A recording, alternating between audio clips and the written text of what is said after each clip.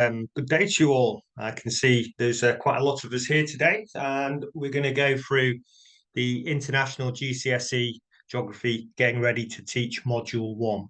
If you've any questions throughout this, I will ask a few questions. Please feel free to type in the box. I'll try and answer as many as I can. I can't always see the box, but I will endeavour to have a look every few slides so I can make sure I'm up to date with it all.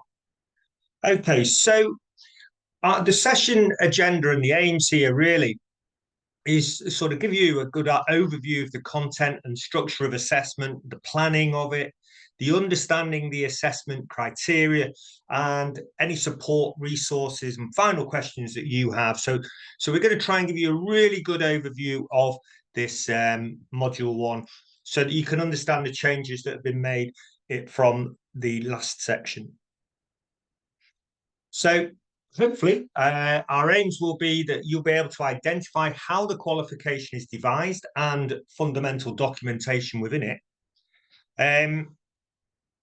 You will also review the content of the qualification, explore how to plan the course and or lessons, understand this, the assessment of the qualification and how to prepare students and identify support that we do have available to us. So if you've any questions, like I say, feel free to put them in the box. There will be opportunities to ask questions throughout this and sometime at the end specifically, which is there for you for asking questions.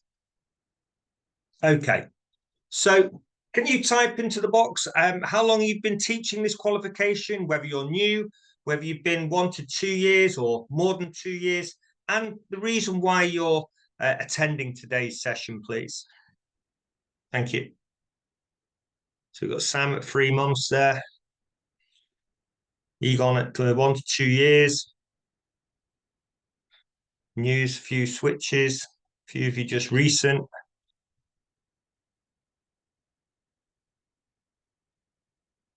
Okay. Yeah. Okay. So it appear quite a lot of you from what's coming through. There's some more coming through now. You're all quite new to this, or you've just switched, and it's the reason you're attending. 1 or 2, I've just seen there. Been teaching it for a few years now, Andreas.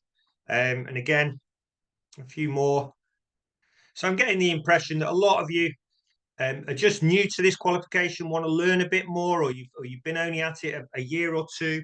And then there's some of you just trying to update your CPD, making sure you're up to date with it, which is excellent. Okay, all right. So, firstly, welcome to Pearson. Okay, so if it is your new first time, we're going to go through a few things with you. Make sure you know exactly what this qualification is all about and how to get the best from it for your students. We are the world's leading company in terms of education, as the UK's largest awarding organisation, and we're best placed to provide qualifications aligned to the British educational system. Our international heritage stretches back over 150 years, and today we partner with schools, universities and employers worldwide, offering world-class, globally recognised qualifications to over 3.5 million students a year. So you can see that we have a good history behind us. We operate in over 70 countries and we mark over 10 million exam scripts. And I'll be honest, I feel like I do that every year myself. Okay, so if we have a look at the overview of the structure of the content and the qualification. So this next section is going to provide that overview. The qualification is made up of 2 exam papers, and we're going to look at each one of these in more detail. So we're going to give you the overview is going to be a bit more detailed on the next slide. It's a little different to the previous 2012 specification, if any of you were involved with that. Some topics have been moved around and fieldwork assessment has been reworked to include both papers. The main changes from the previous specification is that the content is now split into 2 papers and not just 1 like before. And fieldwork has been linked to topic content in both of these. So it doesn't sit as a standalone on its own section as it did previously. Paper 1 focuses on physical geography, involves an exam worth 40% of the qualification, and is an hour and 10 minutes long, and it's worth 70 marks. The paper includes the topics river environments, coastal environments, hazardous environments, and there are 3 sections to the paper. Section A, which includes questions on each of the topics, and candidates choose 2 out of the 3 questions here. Section B focuses on fieldwork, and candidates choose 1 out of the 3 fieldwork related questions related to the same topic areas, which we've just mentioned. In each of these questions, there are a mixture of multiple choice, short answer, data response, and open-ended questions. Okay, so there's quite a lot to really get into for each area of this, and it has some really interesting and really sort of areas where students are able to really dig into and learn something about their environments. In a little bit more detail, we've got river environments in terms of the world's river water supply, the hydrological system, the processes which give rise to characteristic river landforms. River environments are of a great importance to people and need to be sustainably managed. So it starts off with that physical area, and it kind of drifts into the human management of those. And it's the same for coast environments. What are they? It gives the characteristics, the ecosystems along different stretches, and how we can manage these sustainably. Whilst hazardous environments, some places we know are more hazardous than others. Hazards are an impact on people and the environment, and earthquakes present a hazard to many people.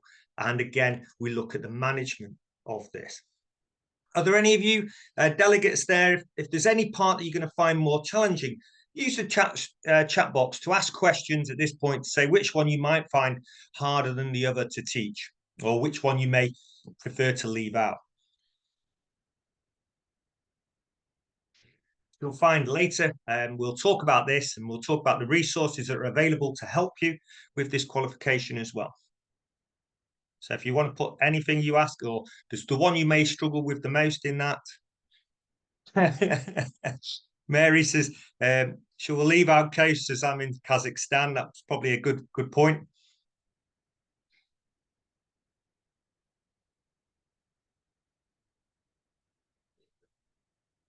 That's right, Liz, yeah.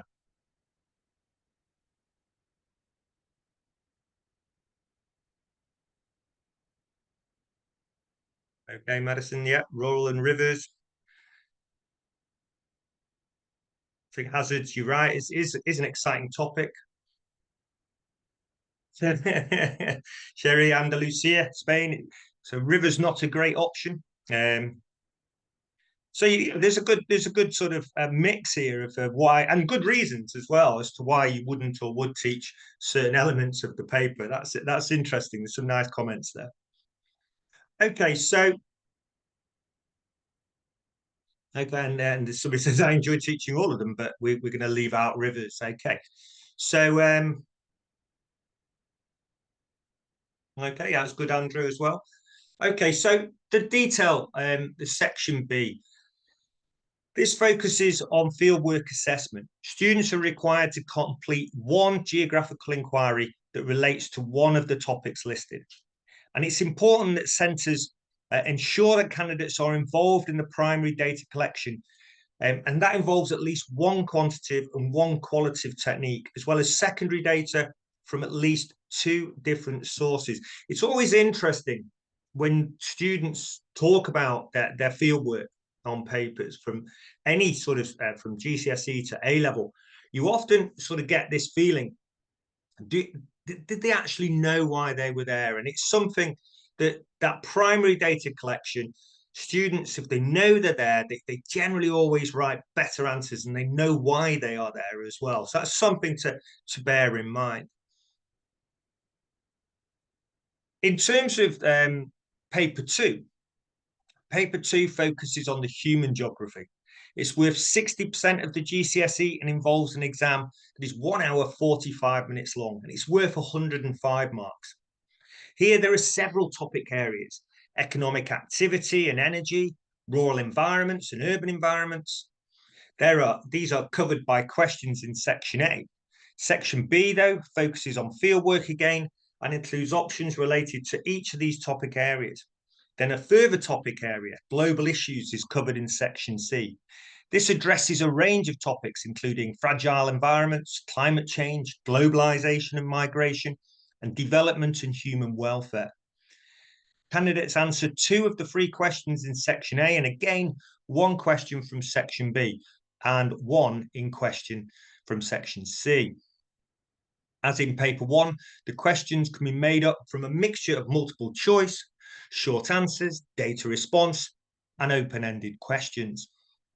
In more detail, this overview here kind of explains what each one does, the economic activities, the relative importance of different economic sectors, and the location of economic activity varies spatially and changes over time.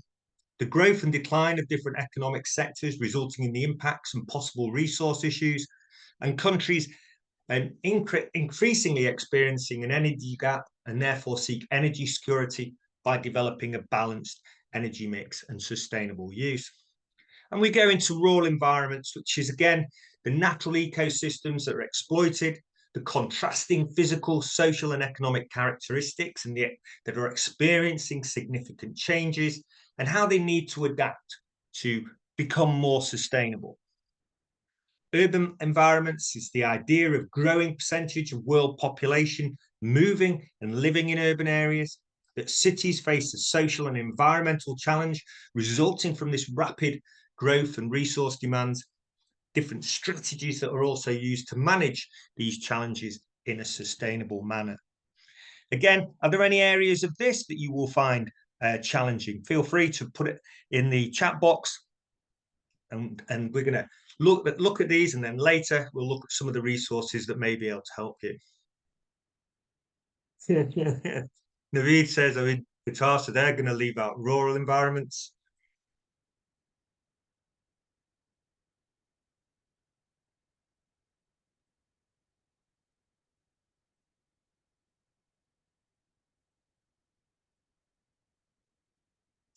Madrid said they'll leave out rural.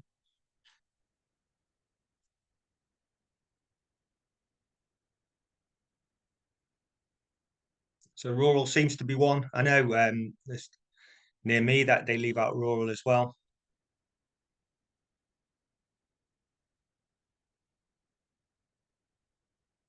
Janine has said, asked about the omitting a topic at GCSE level and how does it affect choices at A level. Well, if you're teaching A level yourself and you're going into teaching A level and it's on the international, then it shouldn't really affect. It's going to affect how you develop your international choices, but it will still be able to flow properly. If you teach the normal A level, like such as I do, then it's not going to impact you at all, because you're going to develop new ideas anyway, because the breadth is going to change. So I don't think that's something you need to worry about too much. Okay, so we're seeing a lot more coming in at different places and what you're studying. So it's a really interesting mix, and it's always good to see where people are in the world at this point in time and where they're teaching and how they're approaching it.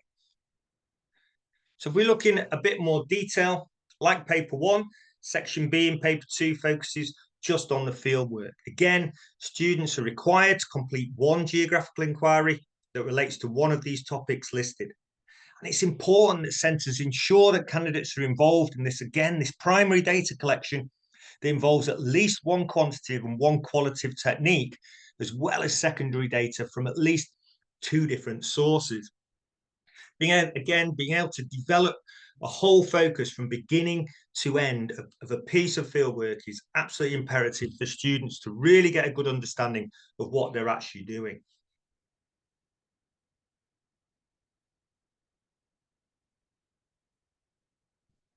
In terms of the detail here, the fragile environments, in which candidates, again, you choose 1 question out of the 3. Any of these 3 you'll do.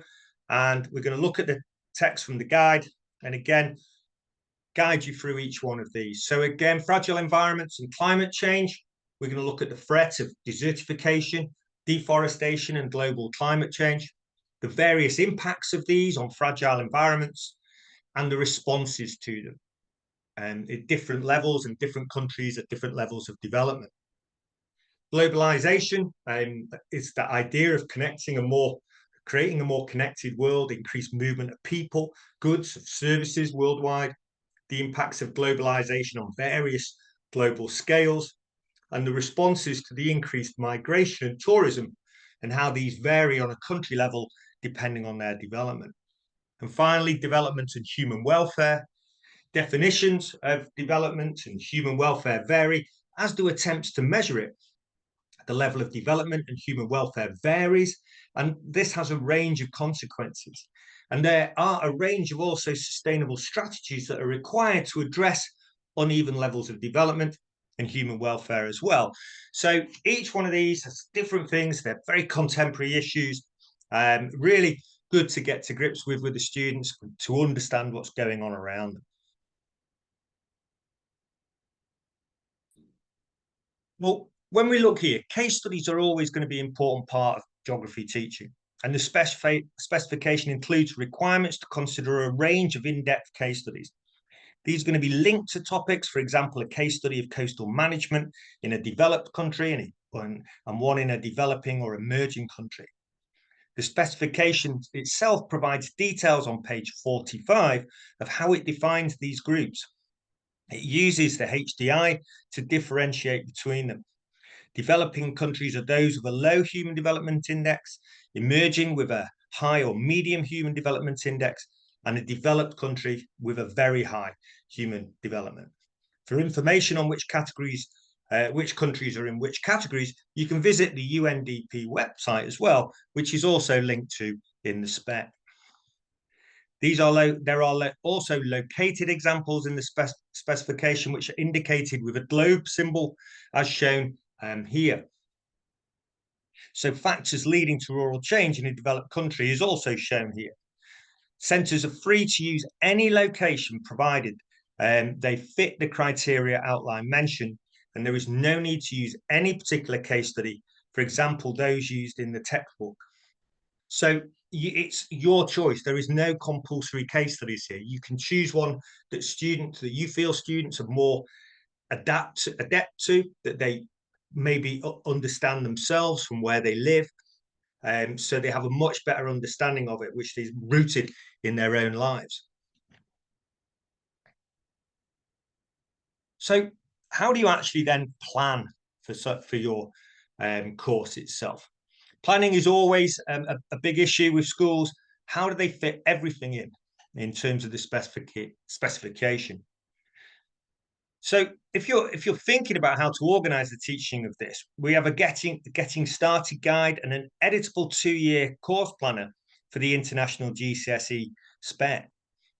The course planner is available to download and from our website, and an editable Word document so you can adapt it to suit your plans. These guidance documents are here to help you to get to grips with the new subject content and assessment requirements and to help you plan for the new course. There is also a paper 1 and paper 2 scheme of work with lesson guidance on the content to cover. There's also useful resources, lesson ideas, quite a lot of different things that you can use. All of these are available to download and are editable Word documents, so you can adapt them to suit your plans. These guidance documents are to help you get to grips with the new subject content and assessment requirements and to help you plan for the new course. See, Jane has just said, might be jumping ahead, but in which questions on the papers are the case studies assessed?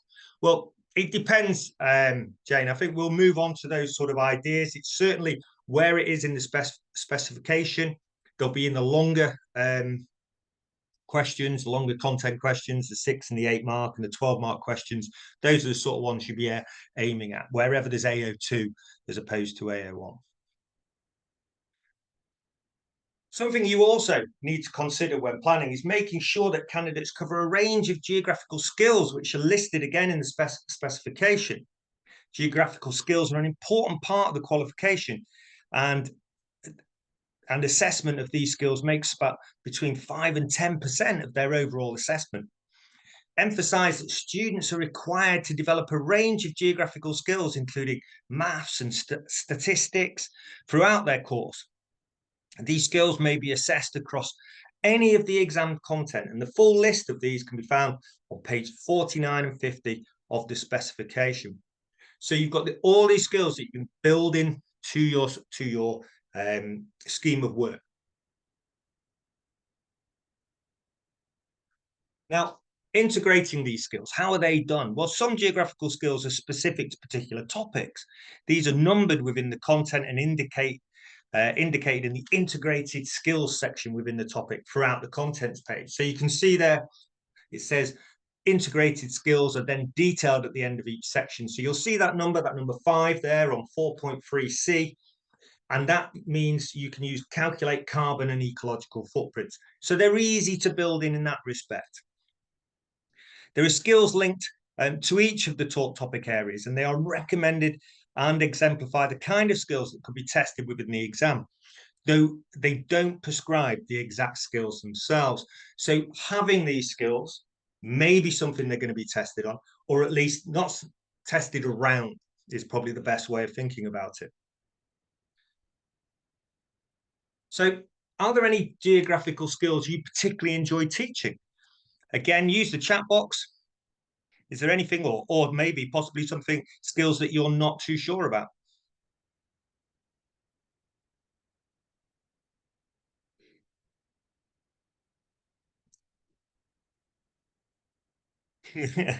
Mary loves a hydrograph. I know exactly how you feel. Map skills, a dying art, I think.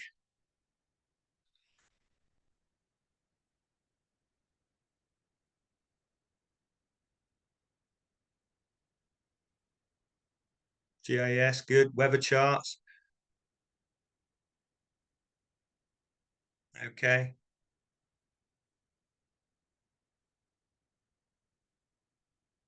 Yeah, I agree, Sherry. Pupils do find it hard to relate to math skills. I think drawing graphs is another thing I find they struggle with completely.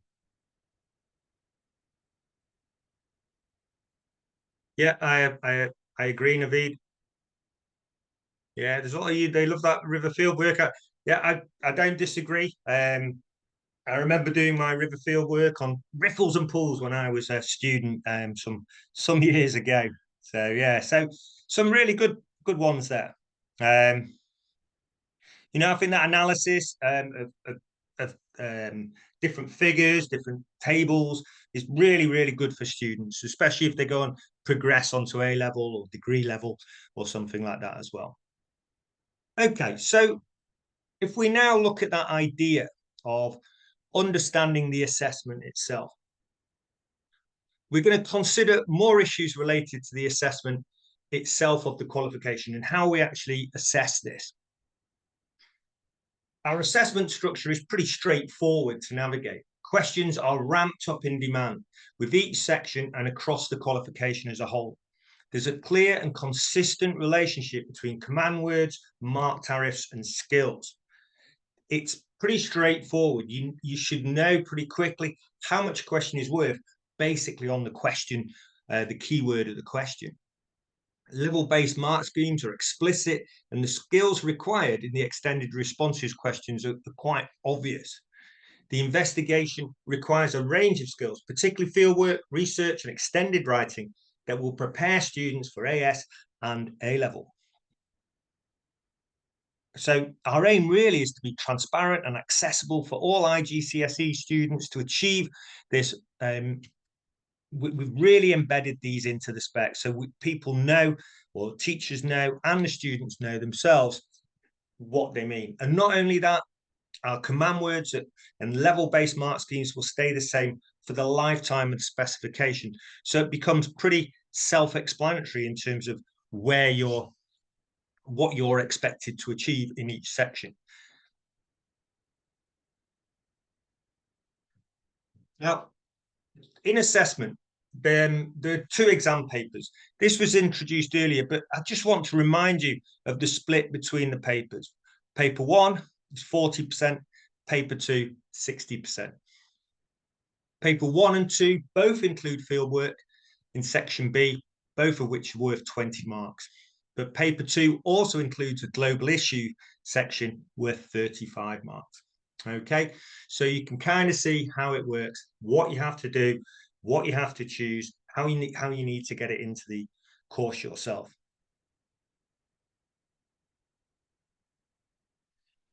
In terms of the objectives, with AO1s to AO4s here, it's important you understand the difference between these and that they use them in planning the end of unit assessments, topic tests, and things like that. In other words, all types of formative assessment. These roughly match home-based AOs from the 2016 GCSEs. So AO1 is knowledge, and AO2 is understanding, and together these are worth about 40%. AO3 is application of that knowledge, and AO4 is the use of skills. Together, these are worth 60%. This emphasis on application of knowledge, understanding, and skills is reflected in the demands of the assessment and the use of the command words, which we'll come back to in a short while. AO1 represents marks awarded for recall. These can be standalone or integrated as a part of extended response questions. AO2 represent marks awarded for using concepts and making links, while AO3 represent marks awarded for applying knowledge and understanding to, and this is important, to interpret, analyze, and evaluate geographical issues. Whilst AO4 represents marks awarded for, and also importantly, selecting, adapting, and using those skills. All elements of the AOs must be evidenced in every set of assessments in the exam series. Question types and command words have been designed to facilitate that. So you can see there, it's straightforward in terms of our expectations that a student has to perform all of these tasks. So it's good for you as a teacher to be able to embed this in your teaching. Now, when we look at the AOs across the units, these are important in determining the type and the nature of the question, command and response required. A more in-depth look at these and what they look like will be covered in Module 2 next week. But what you see is Paper 1 has 7.1% AO1, 12.9% AO2, 17.9% AO3, and so on. So the total, you can see at the bottom of how much they need to be able to apply to get into that top grade.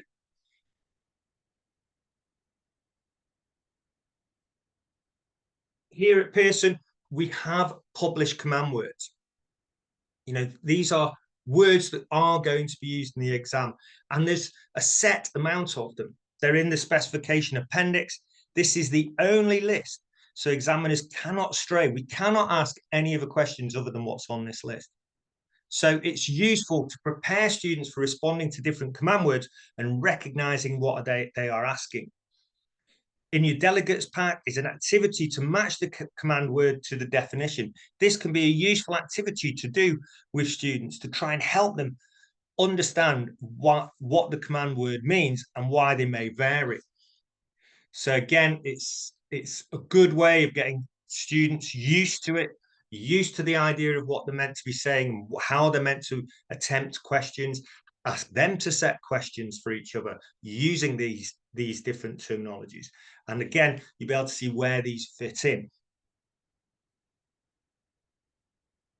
In terms of the fieldwork, this is a really quite important part of the course. We've already mentioned it a few times. Fieldwork is assessed in section B, both paper 1 and paper 2. They are dedicated fieldwork guides, which are provided in your delegates pack. So you should have an electric copy of that now. The experience of fieldwork really does help to develop new geographical insights into the topics that they will be studying. And if they're given the opportunity, they can really start to embed this knowledge. It's an opportunity to bring the subject to life and allow them to compare their theoretical understanding to how things are in the real world, depending when the session is delivered, and be mindful of health and safety and COVID situations regarding conducting fieldwork. If there are any announcements about how fieldwork will be assessed, it will come out in advance, such as those in 2021. There's a lot to consider. when doing fieldwork. But most centres are likely to be driven by when their SLT or SMT will allow them out. Ideally, fieldwork should be carried out when covering the related content in the spec.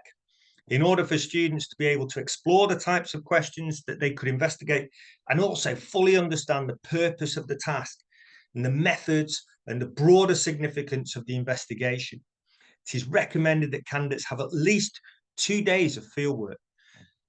And you can download the guide from the website, or I think you may have one already in your pack. These are really useful guides. They're really good in terms of being able to help you, especially if you're a new teacher who may not have done fieldwork or done a lot of fieldwork in the past, and you really need to get to grips with some of the techniques and to gather that experience as you go. It's been mentioned before, but it's important also to reiterate the primary data collection. It must include quantitative and qualitative techniques. It must also include at least 2 different secondary sources for your chosen environment. Try and encourage students to be specific rather than just saying the internet, for instance, as a source of secondary information. So name that website. Don't be naming Wikipedia, but be naming like, the NOAA if you're doing weather or something like that.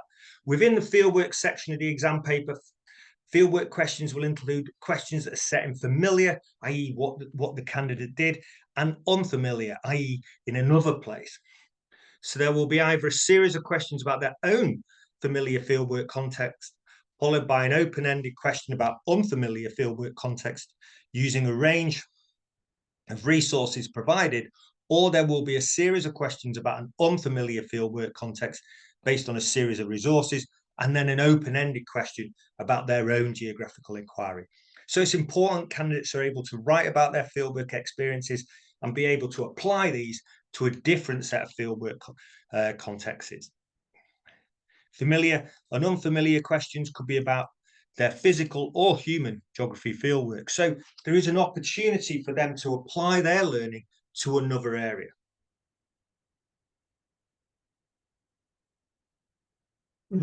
In terms of the fieldwork requirements on page 55 of the spec, if you look at the amended fieldwork requirements, these are in your delegates pack. These have been done relatively recently. Fieldwork is more defined than in the legacy spec. There is still a lot of flexibility. If you look at the columns here, that you see column 3 above, which shows the range of suggested data collection methods. The centres need to think carefully about these choices, especially in the context of what fieldwork students may have already completed, as well as options at GCSE.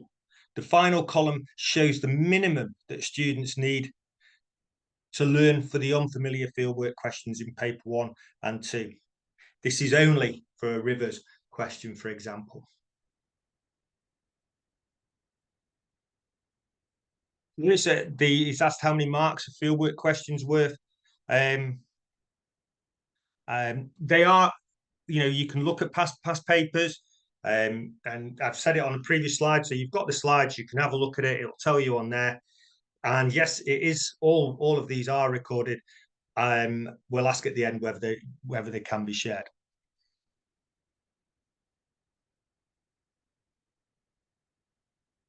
Any other questions about fieldwork before we move on to the next section?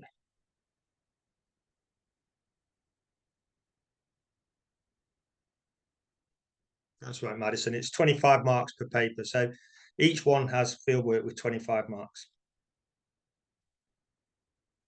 Yeah, it actually slipped out of my mind.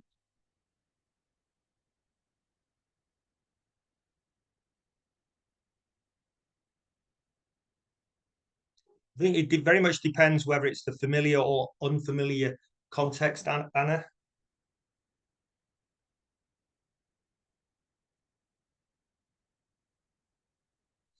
Savina, you should have one in the pack, in the delegates pack.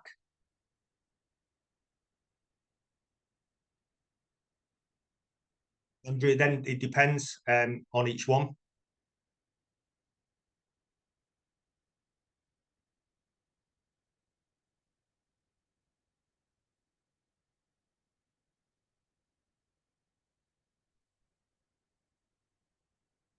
Okay, so in terms of the support that we can offer, we do a lot of work on support here at Pearson. We look at it in all stages and at every stage. And if you look here, we can see where our resources come in. We do training events, both face-to-face and online. We do subject advisor support, schemes of work, skills mapping, sample assessment material, and examiners reports. But we also do a wide range of other stuff. We've in terms of exam preparation and assessment, you've got Exam Wizard, Results Plus, access to script service. All these allow you to help you guide your students in the best possible way you can, and how we can support you from the planning to the examining to the results themselves.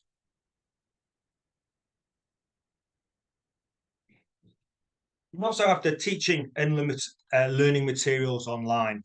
A number of resources are available: the specification, the sample assessment material, exam materials, documents including past papers, mark schemes, examiners reports, forms of administration documents to help you with your admin, teaching and learning materials, including more exemplars, lesson plans, course planner, and much more. And we're continually adding to this bank of material all the time to allow you to develop a whole stock of material that can help you get the best for your students.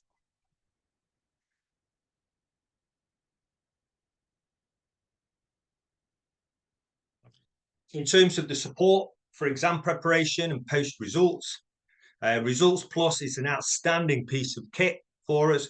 I've used it for many years now. It's a free online result analysis tool. It provides a detailed breakdown, in-depth sort of data on the performance of a candidate, of a class or a school in reference to the entire cohort. It can look at you against local schools, against larger areas, against the country, and so on and so forth. And you can use this to see which questions and spec points students perform well on and those that they've performed poorly in, and use these and their choices around revision and resits and future classroom teaching to help benefit you in the long term. It's a really good tool and really beneficial to you in terms of how you can get the most out of your students and the most out of your teaching time.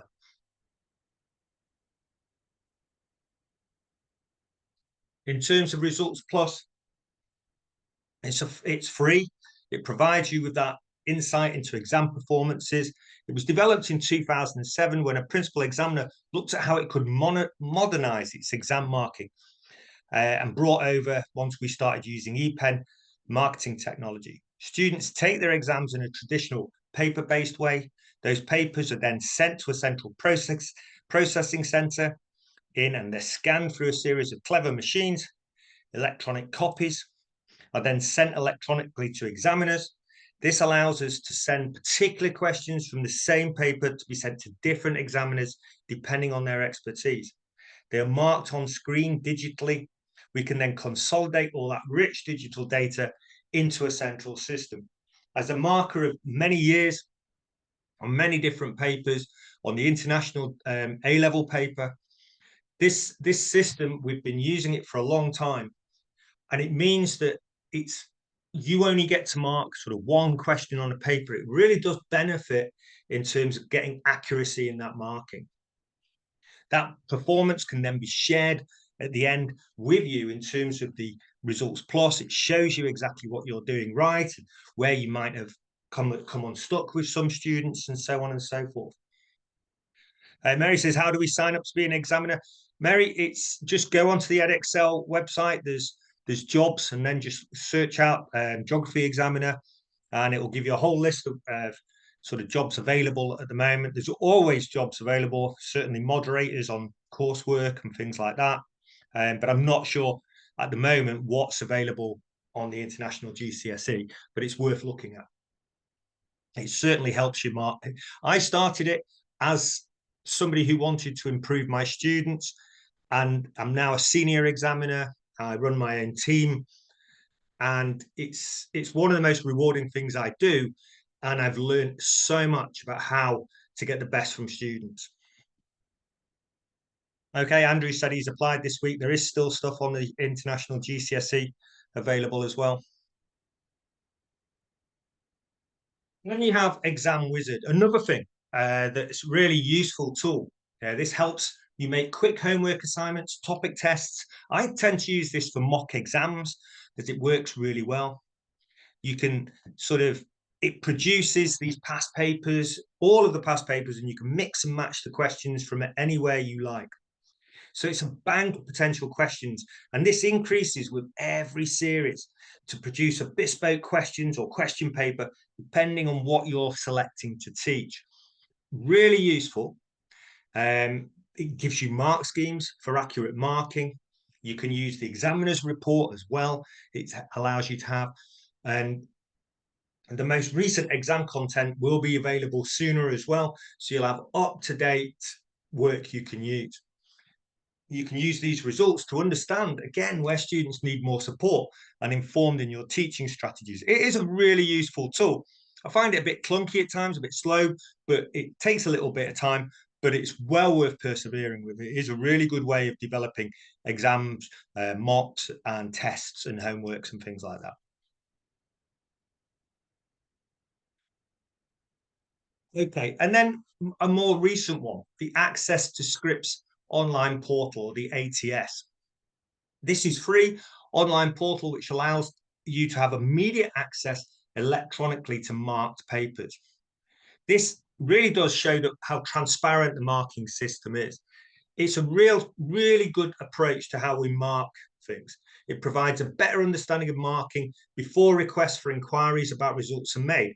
So it can reduce how many you might send back, for instance. It provides excellent aid for teachers and preparing other cohorts for examinations by helping you evaluate a student's performance on a particular question in relation to what they've been taught and see how they've worked and benefited them. They're available instantly for all examination tiers for a defined window, and you can view them and download scripts which have been marked online free of charge from our self-service portal, rather than the old clunky way of having to email in the students that you want and get them back after a few as paper copies. So it's a much nicer way, and you can build these in. I use these from previous papers for students to use as well. And this is really, really good for them to get an understanding of what other students have written and the marks they've got for it. Livingston, in terms of the Results Plus, you just create a teacher's account from your school. Should be relatively straightforward. I'll be honest, I've been on it for so many years. I'm not 100% sure how it works now, but you probably do need that Edexcel online account as well. You may have to speak to your exams department for that.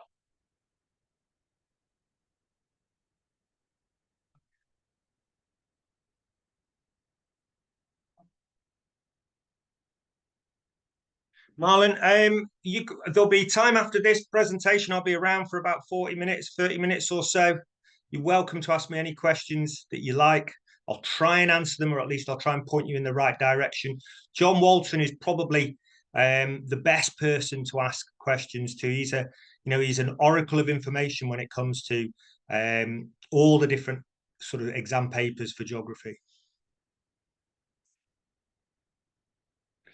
In terms of additional resources, there are curriculum. These are more paid resources. It's students' books with Active Book. These give you a good textbook to use in terms of planning and teaching and learning, exam prep and assessments, and things like that. So they're really good to help the students and help you plan your teaching. As well as Pearson Publishing, we have the International GCSE 9-to-1 Geography with Progression, International Relevance, Exam Practice and Support. That's the ISBN number. And for more information, again, you can get this online. Useful books. Michael's a good writer, makes it very interesting and makes it extremely engaging for students. If you want the best preparation for exams, progression for A-level, international A-level, the baccalaureate, diplomas and BTEC, it is specifically developed for international learners with an appropriate international content. It recognises the grading scale, allows learners to achieve their full potential and make more informed decisions about their options. The student book provides 3 years access to the active book, which is a digital version which can be accessed online at any time and anywhere, supporting learning beyond the classroom, which is really useful.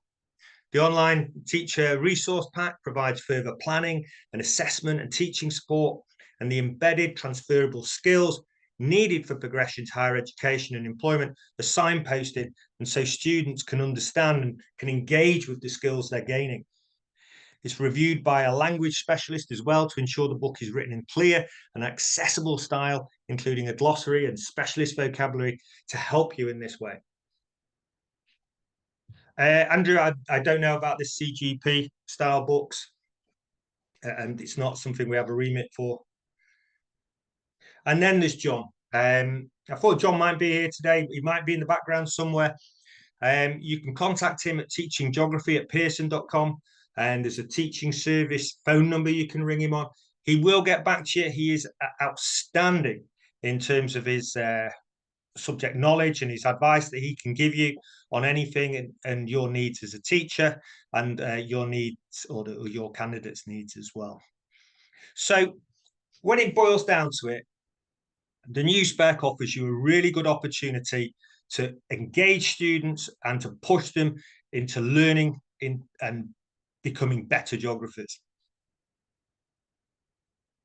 So that basically leaves me to say, are there any questions that you've got? I will sit here for about 40 minutes now, take any questions that you have, try and answer as many as I can. I'll leave my mic on so that I can answer them verbally if possible. Okay, thank you very much for your time. I thought it was 2 hours, Sam, which is a bit strange. It's taken me 50 minutes to get through that. So I'm not quite sure, but that's why I'm going to leave it open for us. So I'm quite happy for you to ask any questions in the closing parts of this. Okay, thank you.